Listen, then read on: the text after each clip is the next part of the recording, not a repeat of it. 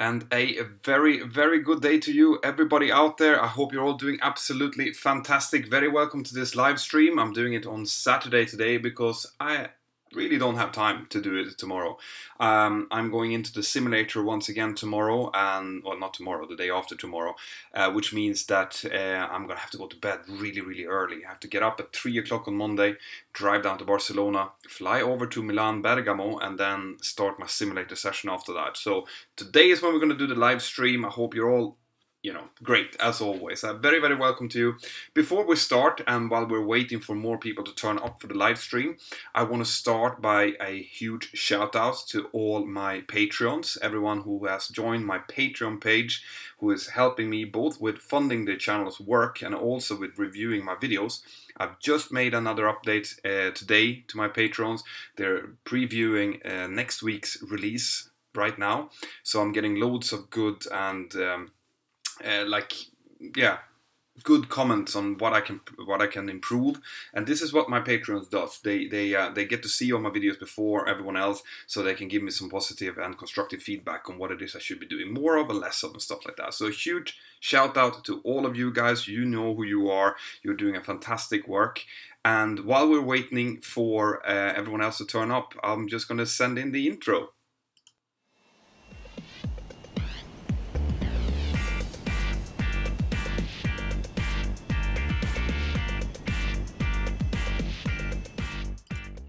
That's it, guys. So let's see. The way that this works, guys, if you're new here and if you're new to the channel, is that I will be answering questions. I'm sitting here. I'm here for you. There are no stupid questions, guys. So ask the questions as long as you really want to know the answer. I'm going to be doing my best to answer them. But what you will see is that as more and more people turns up, it's going to be more and more questions going past. So I won't be able to answer all questions. So the way that I prioritize things is just like I've written here in the description of the video. All of you guys who are using the super chat function will have a special pop-up here in my window, which means that I guarantee that I will be answering all of the questions that come into the super chat. And then after that, I am using the Mentour Aviation app. So the Mentour Aviation app will be sending me notifications when any one of the users in the Mentour Aviation app tags @Mentour. That sends me a message, and I will try to answer some questions from there. And then obviously I'm going to be answering questions from you guys as well here in the chat that you are all writing in feverishly right now. So that's the way it works. So I'm going to be answering super chats, Mentour Aviation app chats, and then chat from you guys. And I'll be going as long as my voice holds up. Let's see what we can start with. Can you become an airline pilot with one eye is the first question. And I'm going to have to start with saying that when it comes to medical questions, I'm not the one that you should be talking to. You should be contacting an aeromedical examiner. Just type in AME and your city, and you'll find where your aeromedical examiner is. There is one in almost every city around the globe. So you can go to them with your medical questions. Now, when it comes to one eye, I seriously doubt that you can actually go through your Class 1 medical with one eye, for the simple reason that you need depth perception in order to do this job. You need to be able to feel the depth in things. So I'm afraid that will probably be a problem, but I'm not going to say absolutely no, because like I said, I'm not a medical examiner. So check it out with a medical examiner. Any medically related questions, I'm going to say exactly the same. So we can stop with those right now. Good. Should you be scared of your Class 1 medical? Well, that one I can actually answer. And the answer to that is maybe. You probably know if you're feeling 100% healthy. If you do, then there's no need to be scared of your Class 1 medical. In most cases, most people know whether or not they should be nervous or not, if they have any kind of underlying medical condition that might make it hard. If you're a normally like healthy person without any known problems with your heart, your special problems with your vision, I have glasses, so glasses is completely permitted, guys.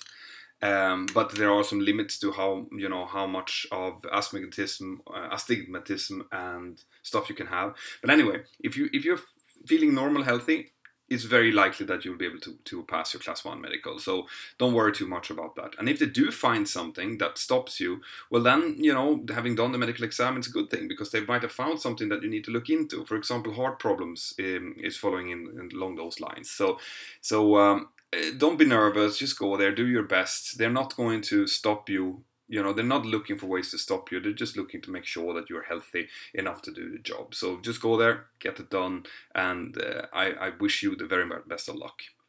Kevin Sutherland, what airline do you fly for, and where are you based? I take it, Kevin, that this is one of the first times that you're on this live stream, because if not, you would have heard that I do not talk about the airline I work for. And the reason I'm not talking about my airline is because I have been talking to our chief pilot, my boss, and he has agreed to let me do both the live streams and the YouTube videos that I do, providing that I do not show like insignia of the airline, show logos and stuff like that. And the simple reason for that is that I am not a spokesperson for my airline. All right, I'm only a spokesperson for myself. So and it cannot come off as if I am a spokesperson. All right, if there would be loads of logos around me showing the airline, then people who was watching this channel might think that, oh, he is actually saying what the airline wants or what the airline thinks, and that's not the case. I only represent myself. I don't recommend anyone else. So that's the agreement we've come to. I don't show the logos, I don't speak about them, I don't name them. It's not a secret. Pretty much anyone can figure out quite quickly who I'm working for. But I will not speak about them, I will not mention their name, unless they tell me that is okay, and they haven't so far. That's why. Where I'm based, I can't say. Okay, I'm based in Girona, in Spain, which is just north of Barcelona, which is an absolutely beautiful part of the world. So if you ever have a chance to come by, then I would highly recommend going to Costa Brava, because it's beautiful. Okay, I hope that makes sense to you, Kevin. Sorry I can't give you the full answer to that, but that's as much of an answer that I can give you today. Simply Flight, thank you very much for your contribution in the super chat. And Kevin, thank you very much for your contribution as well. Should I join the Air Force for flight school or pay a small fortune for flight school? So I have made a video called How to Become an Airline Pilot. Okay, I recommend anyone who's here who wants to become a pilot to check that out first. There are several, well, there are not several ways, but there are a few ways where you can become an airline pilot without paying a fortune. Okay, so there are the way through the military. The problem with that is that you really should not go through that road unless you are actually interested in like fighting for your country or doing the military bit, because it is military. It's not the emphasis is not on flying, the emphasis is on military. So depending on which Air Force you're joining, you might not be that much flying. You're going to fly cool aircraft, that's for sure, but there might not be that much flying. And once you're done, first of all, they will contract you for maybe 5 to 10 years where you have to be in the military, or you cannot leave it, okay? And then once you're done, you're still going to have to do your civil aviation exams, your skill tests and stuff like that. So it's not a clear, straight path to becoming an airline pilot. If you're only out for becoming an airline pilot, I don't recommend you to go through the military. Okay, because it's a big hurdle to pass through. It's very hard to get in, and you have to be interested in actually serving your country. So that's one. The second one is that there are some countries out there who actually do sponsoring, who does airline pilot programs, government-sponsored ones. I went through one of those. I was fortunate enough to get in. If you can apply to one of those, if your country has one, that is brilliant, okay? Because that will not only will you not have to pay, but also you can go straight to apply for the airlines after you're done. So that is a great way of doing it, okay? Then there are ways where in some cases, and I think we're probably going to see more of it, where the airlines are starting to go in and do tests on you, and if you're successful in those tests, they might actually pay for either the full or part of your training, like a cadet program, where they're sponsoring part of it, and then they are going to bond you. A bond is where the airlines will take some of your salary for the first couple of years. You are forced to stay in that airline for the first couple of years to pay off for the training costs, okay? And that is also very good, because A, you will not have to pay a lot of money out of pocket, which is great. B, you have a job afterwards, which is also great. Those are the two biggest hurdles generally with getting into this industry. And then if none of those are available to you, well, then you can go through the modular route. And this is something that I recommend to people right now because the airline industry looks quite good. At the moment, it is possible to get jobs in Europe, it's possible to get jobs in America and in Asia. And that that is the modular group is where you find a flight school or several flight schools and you build a kind of a program together that makes you become a pilot. The hard thing with that is that you are going to have to look for quality schools yourself. You're going to have to do a lot of research, but and also you're going to have to take quite a lot of own responsibility for your training. The good thing is that you can get away for half of the normal cost of an ab initio program. So you can get away for, instead of 100,000 euros, you might be able to do it for 50,000 euros. Especially if you shop around a little bit in your region. If you're in Europe, you can shop around all over Europe because you're still going to get an EASA license. You might still get the same quality of training, but for vastly different prices. Okay, and then the last way out is an ab initio program, which might be a really, really good quality program, but it's going to cost you, like you say, a small fortune to do. Right, so those are the kind of ways that are available to you. I don't put any, and we from the airline industry very rarely put any emphasis into what kind of program you've gone. Some airlines have deals with certain schools that might make it easier to go through an ab initio program and straight into an airline, but it's not always the case. So you're going to have to look into that yourself. But there are several ways. And the good thing with modular, which, you know, when people come into to me, and a lot of people send me these questions and they say, I don't have rich parents, I don't have a fortune, how am I supposed to become a pilot? Well, the most common ways that people do become pilots today are not because they're rich parents. It's because they get a job somewhere, they earn money, they save that money, they go on the side, they do flight school training, and then over a period of several years, they get both the licenses and the experience they need. And by doing so, they don't, you know, they're paying a lot of money, but it's spread out over several years over the income they actually have. So they end up without any mortgage, without any loan or any debt, and they still have those licenses, right? If you can buy a car for 40,000 euros, you can wait a little bit longer and you can get an education for 1,000 euros. Okay, so it is perfectly possible for anyone out there to work your way through it and get yourself in. It's just about your determination, your grit, and how much you really, really want this. Okay, so right, so it seems like there's a little bit of jumps in the internet access today. We will I'll keep going for as long as internet holds up. So I'm going to continue to answer some of the questions here in the super chat. Jason Ellingson, thank you very much. Jason, do you still fly single-engine piston planes much? No, I don't. All right. I unfortunately I lost my single-engine rating. Sorry, my single pilot rating, I should say.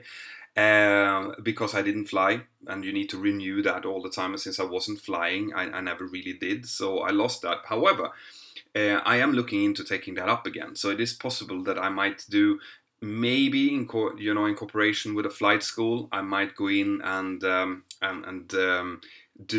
take that up, and then maybe as part of that do videos to show you guys what it takes to retake that up. I would love to do that actually, and I am thinking about contacting some of my contact flight schools and see if we can do something like that to pick it up, because my boys are starting to be interested in flying now, and of course in order to get them to fly, I'm going to have to get a Cessna or a Piper and go out flying again. So it is possible that I am going to pick it up, but up until now I've been flying so much commercially that I haven't really been interested in going and flying private planes on my spare time. Right, I'll continue here. Guys, those of you who are sending in questions to the Mentour Aviation chat and here in the normal chat, I'm sorry, I have promised to answer all the questions in the super chat first. I'm going to get to you, so keep your faith, okay? And I will go into the Mentour Aviation app chat after this, all right? So if you're in the app chat, I will be there and I'll be answering questions in text form later on. So those of you who haven't got the app yet, remember that it's completely free to download. So get the app. There's nothing stopping you from doing that. And then if you really want to know how to fly, for example, a 737 and how to set it up for departure and how to do some of the maneuvers, you can buy playlists in there, right? That's the way that I'm taking in money for making the app in the first place. So, but it's completely free to download it. It doesn't cost a thing. So, right, I will continue here. From Jonathan Recco in the super chat, can you explain the differences between a flight instructor, a flight examiner, and a flight evaluator? Flight evaluator I haven't actually heard. Flight instructor is someone who are licensed to instruct, maybe as a, for example, on a flight school or in a simulator or something like that.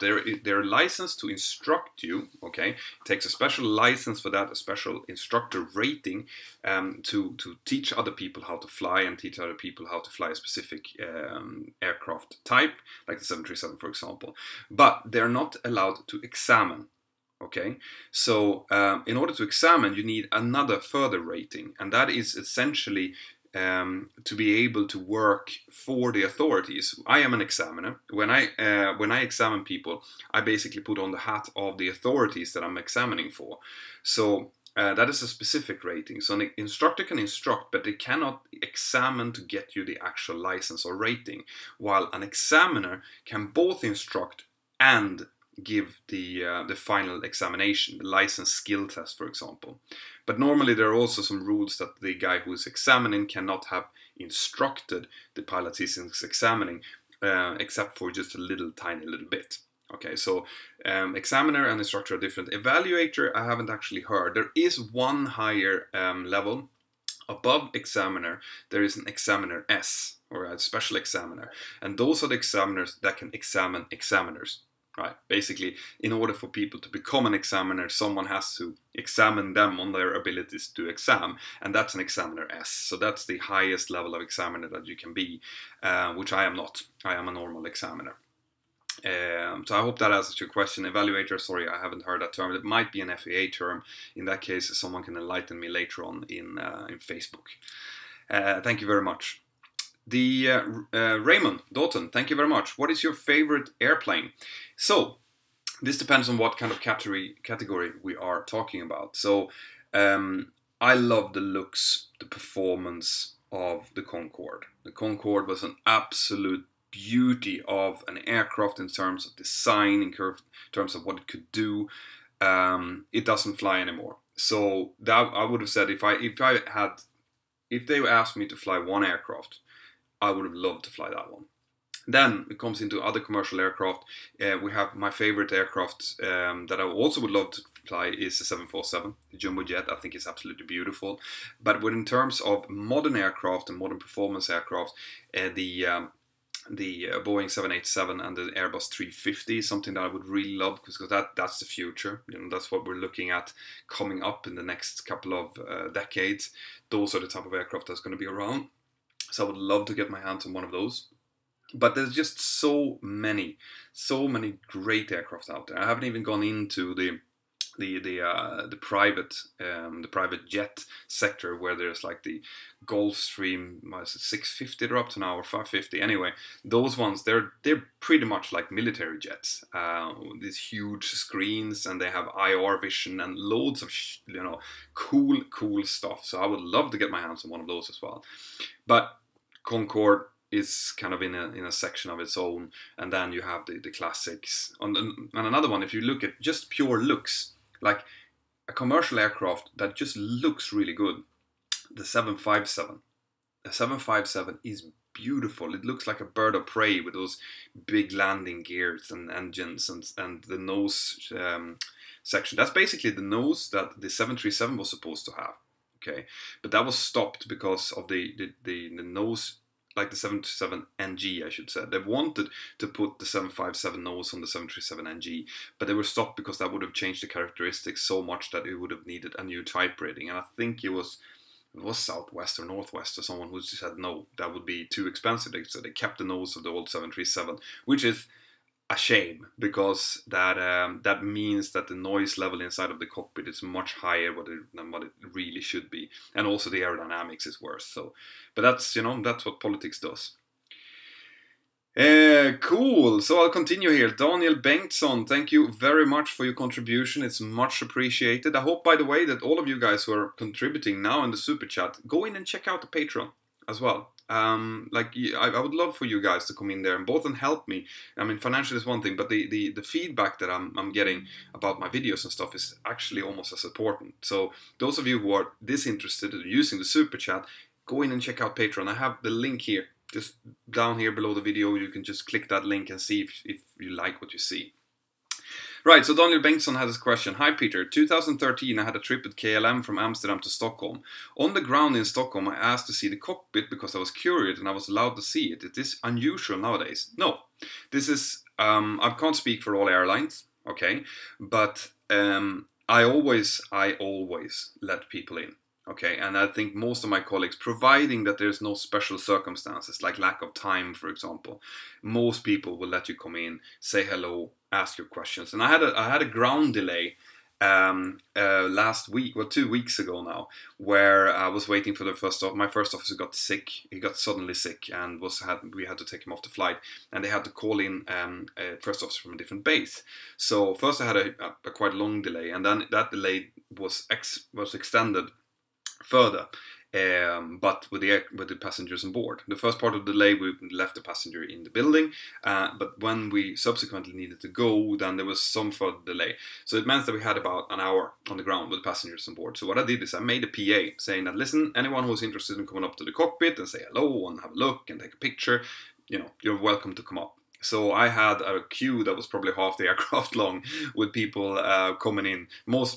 I normally say that if you have any kids with you who wants to come in and see the cockpit, then you can come. And what tends to happen then is that dads are coming with their like 2-month-old babies, and it's like, yeah, she really wants to see the cockpit, and then put the kid behind and it's like, oh, so what's that button over there, and what's that?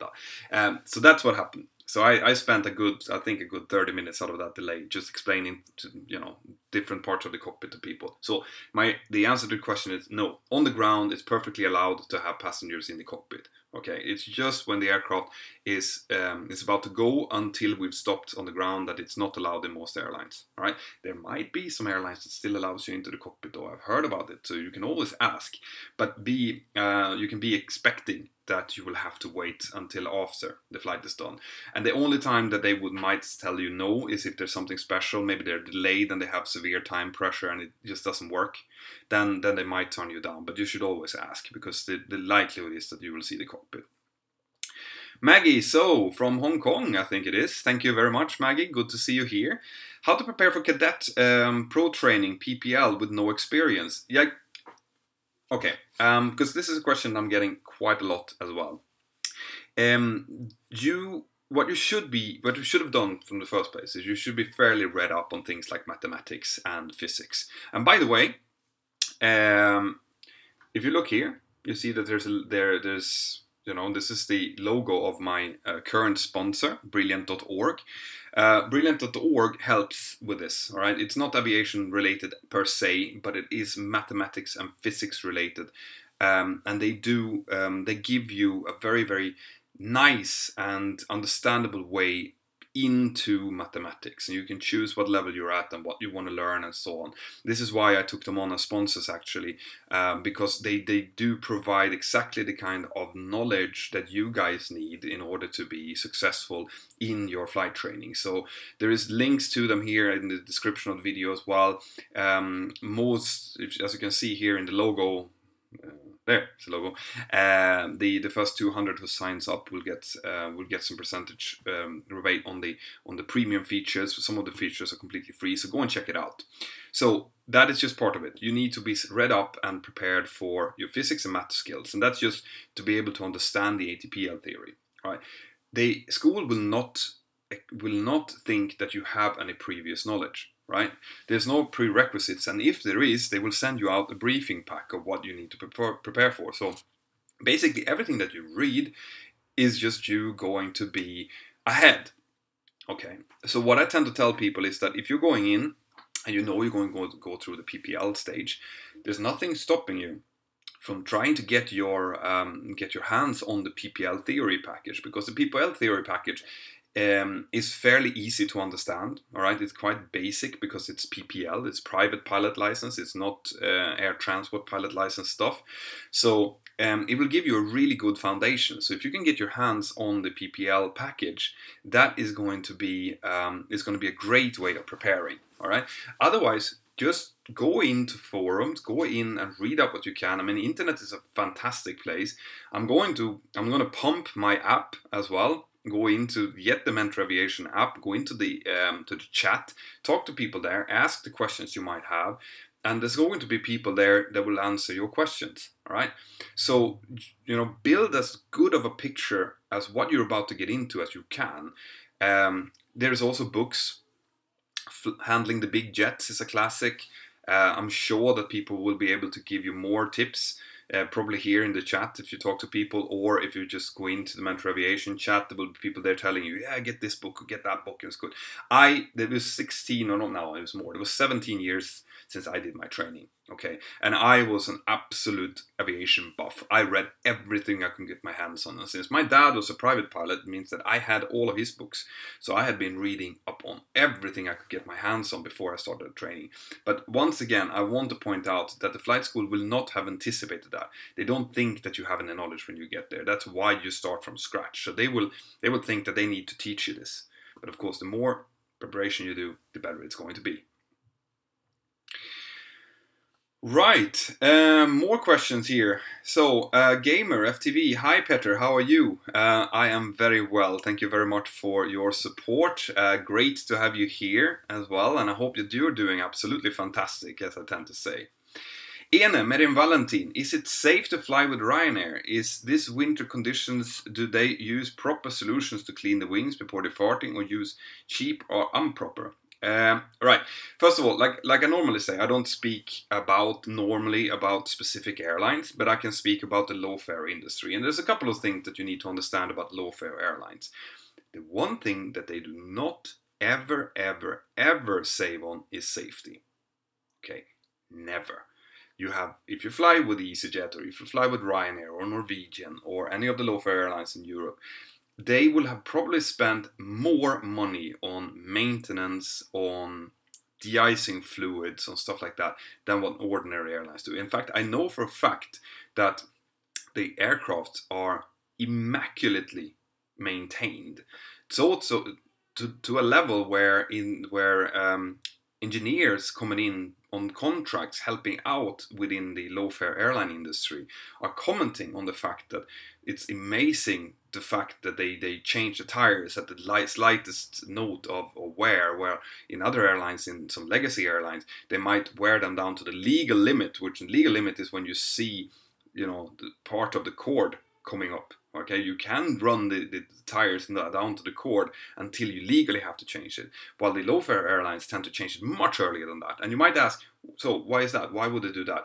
Well, if you think a little bit, if you think about the amount of press and pressure that's on the low-fare airlines, and if there would be an incident, a serious incident, and the press would start digging, and they would come up with that this incident was because of poor maintenance or lacking de-icing fluid or stuff like that, that would be an absolute PR disaster. Not to mention that any incident in the airline industry is a PR disaster, but it would be probably the potential death of that airline, okay, because people would just stop flying. They would say, well, I will pay a little bit extra and I will fly with a safe airline. So low-fare airlines, and I'm going to repeat this, are paying much more attention, well, not much more, but a lot of attention on safety. Safety is their primary concern. What they tend to earn their money on is things like, well, in some cases they have slightly lower salaries for people working. I'm saying in some cases because that's not always the case either. They're pressing the airport, so they're flying into airports and they're pressing them, saying, all right, we're going to come with this many passengers. How low can you make our landing fees? And they're pushing on every single little detail, which the old airlines, the legacy airlines, have never been doing.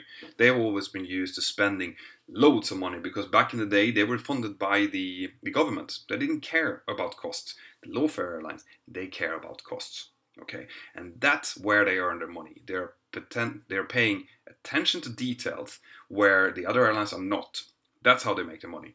When it comes to safety, they are immaculate, all right? And I can speak for it with absolute certainty because I am working for a low-fare airline myself, and there's nothing during my 16 years that have indicated anything but safety and regard for safety. There are other things, political things that I do not always agree with, but safety has always been extremely high concern. So I hope that answers that once and for all.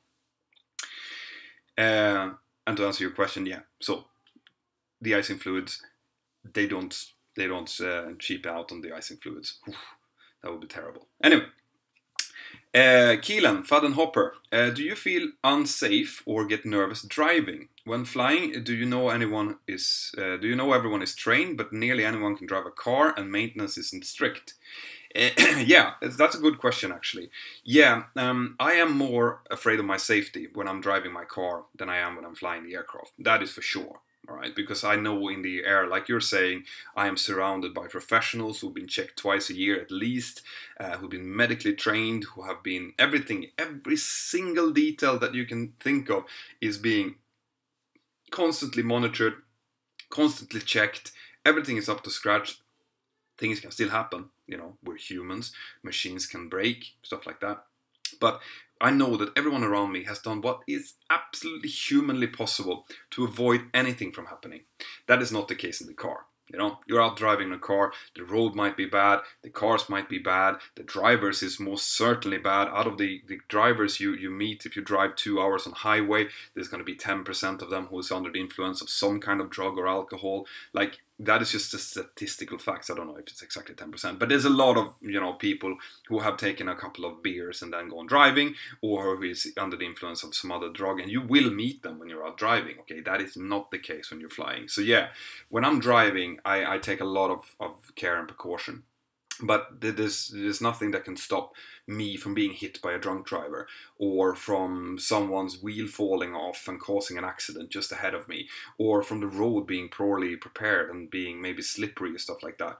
So, answer to the question is, yeah, I'm more nervous when I'm driving than when I'm flying. But it doesn't mean that I'm nervous. I'm just more nervous. I hope that makes sense. Mohammed Abbasi, good to see you here, Mohammed. I'm studying aerospace engineering and want to do the ATPL modular. Will my degree help for jobs? Possible to get a job within airlines without EU citizenships in the EU? In some cases it does, and most cases it doesn't. All right, so the engineering degree will show that you have a degree, which is a prerequisite in order to apply for some of the jobs. So they will look for it, and the fact that it's an aerospace engineering degree will show you that you have good knowledge within the airline industry as well, how things work. It will help you with your theory exams because you're going to understand more. But if it's going to give you a job ahead of someone else, more questionable. All right. If there is someone who's actually looking for your type of degree, then yes. Right? If they're just looking for any degree, then you will be ahead of the ones who don't have a degree. When it comes to working for airlines in the EU without EU citizenships, that is a tricky thing. Most airlines will ask for the unrestricted right to live and work in the EU. Okay, so that can be done either by being an EU citizen or by having a visa that enables that. Okay, so that means that you are going to have to go to your embassy and check if you can get that type of visa first of all, and then if that's not available, then it's unlikely that no matter what kind of degree you have, you'll be able to work in there. Because if you think about it, that's just the airlines following the rules and regulations, and they can't have someone working there who's not allowed to work there. So you have to have either the citizenship or a visa. There's no way around that, no matter if you have, you know, all of the licenses, best grades in the world. So check that out before. Okay, I hope that answers your question. Manux, BE, thank you very much for your contributions, very generous, thank you. Hi Mentor, could you please make a video about the technical limits of an airplane like the 737, like airspeed, Gs, angle, etc. And what are the limits used for a commercial flight?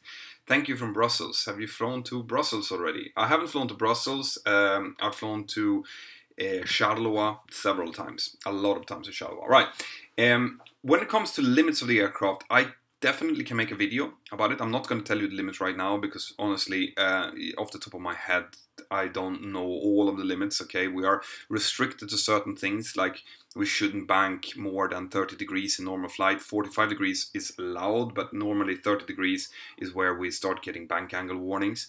We shouldn't pitch for more than 20 degrees pitch up, because if you do that, it's also considered an unusual attitude, well, 25 degrees actually, but there are some of these limitations that we are always having to follow. G limits, I should know those ones off my. There's minus half G, I believe, as in minus Gs, and up to plus 1/2. That depends a little bit on if the flaps are extended or not.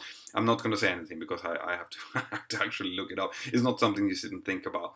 But yeah, I could definitely consider doing a video on that. I'm not sure how to do that in a way that most people will find it interesting. But I'll have a think about it. Thank you very much for the suggestion. And those kind of suggestions, guys, by the way, while I have you here, I do appreciate a lot. Okay, so when you guys come up with something, oh, I wonder, it's likely that you are wondering that and more people are wondering that. So send that in as a suggestion on the channel or through the emails. I might not be able to answer all of them, right? Because to be honest, it's so much right now that I can't answer all of them. I'm trying, but I will definitely read it. And if I see, you know, enough times that someone wants about limitations, for example, or G limitations on landing, stuff like that, well, then I know that this is a subject that I should be making a video on. So great, thank you very much. Maggie, again, how about for competitive selection process for cadet pilot programs where the airline trains people with no experience? How can you stand out and prepare? Yeah, competitive selection process for cadet pilot programs. I am going to come with some news quite soon about a corporation, not a corporation. Well, yeah, a corporation I'm doing with a business that does these kind of preparations, okay, and that provides specific preparations for some airlines and for general preparation for flight schools and stuff like that. So you have to stay tuned with the channel. There will be some news coming out probably around the 100K mark. So I'm working on providing you with tools for that. Okay, because there's a couple of things that I want to provide to you. I want to provide you with help finding flight schools. I haven't solved that yet. I want to provide you with tools in order to make you prepared for interviews for airlines and for flight schools. I am working on that. Okay, that's very soon. So stay tuned for those kind of news. It will cost money. That's just a sad thing because I'm not doing it myself. I'm working with a company who is professionally doing this, but it's going to not cost you that much money, or it's going to be fairly cheap compared to other sources that you found. But to answer your question, there are several ways of going out and preparing for interviews. You can find a lot of information about selection processes into schools and stuff on the internet, and soon via my homepage as well, which is also going to be have a major overhaul very soon. So there's loads of fun stuff coming up. So you can go out and let's say that you're applying for a flight school. The flight school is called X-Flight Aviation. You can go out and you can find people who have previously attended selection for X-Flight Aviation. They will have given some feedback to what you can prepare for, and then you go and you prepare for that. You should have your algebra and your like math. In Sweden it's called Math C level kind of mathematics up to scratch. So you're fairly happy with making our basic math calculations in your head or on paper, because it's likely you're going to do stuff like that. And then when it comes to airlines later on, they will be asking you about your current airline type, about, you know, to make sure that you have absorbed the knowledge that you need. They're going to be asking you about your ATPL theory and things like that. So there are some steps that you can take, but believe me, within the next couple of weeks, I'm going to announce this partnership that I'm doing with a company that provides these services. Okay, and I think that is going to make a lot of people quite happy. I hope so, at least. That's why I'm doing it. Otherwise, your CV, like, make sure that you have a good CV. Go through guides on how to write a good, proper CV. And a cover letter, okay, because those obviously are going to be the first things that is going to stand you apart from all others. If you have a good-looking CV that looks professional and is stating all of the things that you've done so far, any experience that you've done so far, like in my CV, I had experience as a soccer umpire, as an insurance salesman, anything that I had done that would show that I'm good at team team sports or teamwork, and that I can work in a group and stuff like that. Everything, even if it's sports related, is great for your CV. Just make sure that you fill it in. Cool. So my Bengtson, I see that you, or my Benson, I should say, I see that you have entered into the super chat, but you haven't answered a question. When that happens, which it does sometimes, then just contact me via Facebook message on my Facebook page later on, and I will answer your question there. Hello there, Andre from Brazil.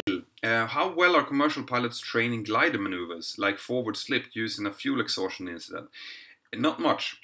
Okay, we do not train people in slip maneuvers for the simple reason that normally the likelihood of us losing both engines is very remote, and slipping an airliner is a very tricky maneuver to do. You can come in all sorts of aerodynamically dangerous situations. But having said so, any one of us has gone through the PPL stage at an earlier stage where we have done slip and skid maneuvers, so we know how to do it in case we need to. And we are also, since the Hudson River incident and some other incidents that's happened, we are actually training now to do a loss of engine, both how to try to rekindle the engines, how to relight the engines, and also if it happens on short final, for example, what do we do, how do we prioritize? But very rarely is altitude a problem. Altitude tends to be a benefit rather than a problem. If it happens on the approach, it means that you're sitting at the altitude and glide angle that you should have with two engines or possibly one engine. So if you lose both engines, you will never need to side slip because you're always going to be low. Right? The only times that you might need to side slip is if you lose both engines and you only have one airport and it's right below you and you don't want to circle too much. You might need to use it to lose altitude, but in very few cases will altitude actually be a problem for you. Okay, so the answer to your question is no. We don't practice it that much. Etu, Ötsti, things that you like, dislike in Spain and something you miss from Sweden. Thank you for your great videos. Alright, so, good question. Well, first of all, I absolutely love living where I live, which is in Catalonia, north of Barcelona. I love the people. Alright, the people are very similar to Swedes actually. They're a little bit colder in northern Spain than in southern Spain. But that, in my case, is a good thing because it means that it's just more similar to the Swedes. They're still much more kind of friendly and upbeat than the Swedes are. So I love the people, I love the food, I love the environment, as in the weather up here is absolutely great. We still have seasons here. So it's not like in the Canary Islands where you basically have one big long summer with different temperatures. Here you have, right now you have winter. When I got up this morning it was white outside because of frost. So it's winter here, but the winter is short. You maybe have 2.5 months of proper winter, but it's still going to be about 15 degrees during the day. But you can go up to the mountains and you can also do skiing, for example. It's just 1 hour from where I live. I can be in the slopes in 1 hour and do some snowboarding, which I love. Right? Then after that is going to be a long, beautiful spring with all the good things of spring, and then straight into summer, which lasts for 5 months, 6 months, and I'm talking Swedish summer, what we would consider summer, where you can swim, go to the beach, all of those things, and then you go into a beautiful autumn, which is quite short, and then it's winter, short winter. So the climate is absolutely brilliant. Disliking. Yeah, well, I mean, nothing really. I mean, the political system here is not great compared to Sweden, where you have a lot of social help for new families. For example, you get money for babies and stuff like that in order to help the family financially. That system is much better in Sweden, no question about it. Sweden also is several years ahead when it comes to IT, broadband selections, all of those kind of things. They're 5 years behind here, at least. But the political system and the distrust in the political system is very, very noticeable here. And then obviously you have the political problems that's been lately with Spain and Catalonia, which is not great, coming out from Sweden, which hasn't been in war for 200 years or something. It is very odd to see police hitting civilians on the streets, which I have seen now for the first time, which is not something that I enjoyed at all.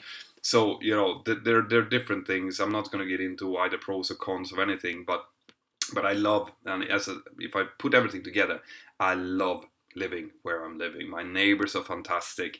The job is fantastic. The climate is fantastic. The food is fantastic. So it's great. Come down here and visit if you can. So CA97 would love to meet in Barcelona to have a cup of coffee someday. Sure, I'm going to be in Barcelona quite a lot. I'm flying from Barcelona most of the time now, or I'm transiting through Barcelona as part of me going to and from the simulator. So yeah, hook up on Facebook, send me a message, and we'll see if we can get a cup of coffee. I'm going to try to do some more meetups as well. Now, as the channel is becoming bigger, there's more and more people who wants to do meetups, and if I can find a sponsor who is interested in helping with getting a place where we can hang out and maybe some goodie bags for you guys, then I will definitely do that. I'm going to try to do it. It might be in connection with, for example, a big aviation event like the air shows in Paris or in Farnborough or somewhere in the States. I would love to pick up for that. So if you guys are sponsors out there and you think that you would like to help, then contact me. All right, because I would love to do that. Now, I can't really afford flying around the globe and doing meetups by myself. That's why I need help from a sponsor to do so. My wife would kill me if I used up our savings to do that. But I am going to try to do some meetups coming up, and I would love to meet you guys and see if I can help and just give you some you know, a pat in the back and some help and inspiration.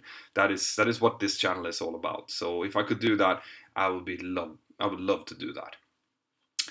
Right, so I'm going to take some questions now from the other sources as well, because the super chat has been up so far, which is great, guys. But I'm going to take some from the Mentour Aviation app, see if it's coming up. There's people using the using Facebook as well, actually, to send me. So I'll go into the app now. If you haven't seen it, this is the interface. You can watch loads of videos. I've done a little bit of documentaries connected with some training videos as well. So there's loads there. Ahmed445, have you ever had a tail strike, and do you get in trouble for having a tail strike? I have never had a tail strike. Tail strikes are very, they're very rare. All right. If you do have a tail strike, yes, you can come in a little bit of trouble from the perspective of you're probably going to need some retraining, or at least it's going to be an investigation into why it happened. Because in most cases, it either happens because of poor manual handling during crosswind, tend to be one of the biggest reasons for tail strike, or wrong loading, wrong power setting, wrong trim setting because you've not checked the load sheet correctly and you've done performance incorrectly for the wrong way. These tends to be the reasons. So there will be a look into that, and depending on what the reason is, you might or might not get into trouble. Most reasons, if you're a trainer and you have a tail strike, is because you haven't stopped your cadet by maybe from over rotating, and that's done it. I haven't. It hasn't happened to me yet. Touch wood. It can happen, right? We do everything we can to stop it from happening, but yeah, it's very rare. It happens maybe a few times a year over a network with thousands of flights. Ludde is saying, come to Sweden. Of course, I am in Sweden quite often. Is there any specific place you would like me to come and do a meetup? I'm thinking maybe Västerås, maybe Stockholm. Something like that. I might just get a restaurant and go there and have dinner or have coffee and then just see who of you pitches up. That's probably the easiest way of doing it. Maybe if no one comes, in that case I would just have a cup of coffee by myself. When are you going to do something with Captain Joe? Loved your videos. Now, I haven't heard from Captain Joe in a while now.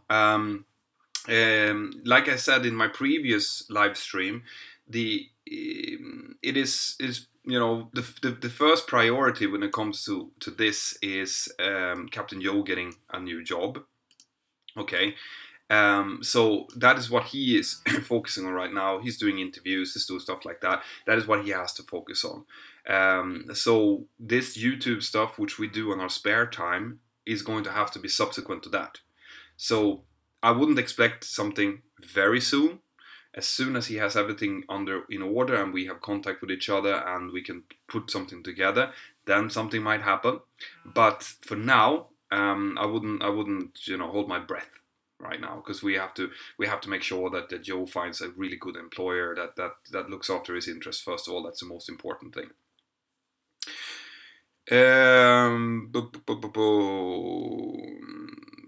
So Gothenburg from Ludde. I'm not sure. I'm not going to Gothenburg very often. We'll see if that happens now. As you can hear, guys, I'm losing my voice. Yes, that means that we are closing in on 1 hour of this live stream. So let's see. Are we having problem with the internet? All right, just tell me, guys. Can you hear me now? Can you hear me good? Because my internet is showing that I'm doing that the stream is working, but of course I'm still using my mobile internet, so that might well cut out.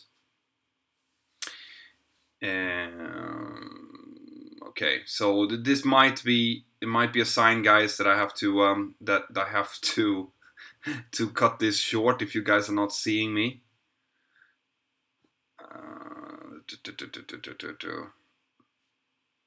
All right, so now people are seeing me again. All right, cool. Pratham, please motivate me. I am trying to motivate you. I know Pratham. Pratham is just he just sent me a message here on the Mentour Aviation app saying that he's been watching documentaries where people have gone into air crashes and bad stuff have happened. Now, those documentaries, you shouldn't be watching them from that perspective. You should be thinking about the tens and thousands of millions of flights that are happening without any kind of incident. When you see a documentary, there's something to learn from it. Okay, there's something you can see that is always a long chain of events that's gone wrong. It's called Dr. Reason's model, okay, the Swiss cheese model, where you can see kind of Swiss cheese with loads of holes in it, and for an incident to occur, all of those holes have to have been lined up, and those holes basically are security barriers, and we're working every day to make sure that those security barriers are in place and as robust as possible. That's what being an airline pilot is all about, stopping when a security hole has been breached, to stop it from breaching the next wall and the next wall and the next wall, and there's several walls, right? So when you watch an air crash documentary, you have to see how many things led up to that and how far ago it was as well, because you would struggle to find any recent ones, right? There are a few, obviously. Every year something horrible does happen, but you have to put that into perspective of the millions and millions of flights that are being done, flight hours all over the world done without any kind of incident. So think about it from that perspective instead. That's what I advise you to do. Right, guys, I am going to cut this short now. Let's see if there's any more on the super chats. There is nothing more in the super chats. I'll take some from the normal chat as well. Yeah, so 2017 was a safe year, like Donald Trump said and took credit for. And that just goes to show that the aviation professionals throughout the world are constantly working. We want more years like 2017. Okay, it was a very good year. There was still some crashes happening, but there was no fatalities within that segment of the industry, which is great. And you know, that just goes to show, if you think about car traffic, think about how many people die every day in car accidents. There are probably, I would say there are hundreds, maybe thousands, every single day that dies in car crashes all over the world, right? Can you imagine if it looked the same in the airline industry? You imagine having, let's just say that it's 100 people every day that dies in traffic accidents. That would be like the equivalent of one air crash a day, continuously. And I'm thinking that it's probably way more than that in the you know, that dies in car accidents every day. But the thing is, the press doesn't lift it up because it happens so often. It means that the press is not interested in it, and it just becomes a small note in a sideline in some local newspaper somewhere. That is what's happening, and that's why people are afraid of flying, because every time something happens, it's get blown up like a huge thing all over the world, while if it happens in the traffic, not so much. So that's also worth to keep in mind. Do you have any tips for the ATPL exam? Because mine is in 2 days. Well, you know, I don't have any tips that will help you 2 days before the exam. You need to have studied, but what you also need to understand is that you need to relax and be cool. Get nice rest before your exam. Make sure that you eat before the exam. It's likely that if your exam is up, you have been studying a lot for it. You have the knowledge there. It's within you, you know. It just needs to get out. So don't worry, I'm sure you're going to do well. What's your favorite aircraft? I talked about that in the beginning of the video, so you can see that. And Peter, is simulators like prepared like real life? I don't know, I haven't tried that one, but simulators that we fly are very close to real life. That's why we are allowed to use them for actual pilot training. So the full flight simulators that I am instructing in, they are very close to what real life aircraft are like. They're still not 100%. You can never really simulate the effect that air has when it goes over the wings, but it is very, very close to real life. Cool, guys. I'm gonna cut it short there. Okay, I want to thank all of you for being here, for taking the time to be here on the live stream and ask me questions. I hope that you've enjoyed it. There will be another live stream coming up in a week. There might be a live stream during the week as well if I have some time over when I'm in the simulator, or after I'm in the simulator. Because if I'm sitting in a hotel, I might as well be talking to you guys. So thank you. Special thank you to my patrons. Go down now, check in the links here to the video about my patrons, my app. You have app links there as well. And you have a link here to Brilliant. So go in and check out brilliant.org. They have been the sponsor for 2 of my videos. There are 2 more videos to come up that will be sponsored by them. Once again, Brilliant helps you to perfect your mathematical knowledge, your physics knowledge in a way that is easy to understand. And it's something that you guys will all need if you're going into training to become a pilot. So from me to you, I hope you're all doing absolutely fantastic wherever you are out there in the world. And I will see you next time. Bye-bye.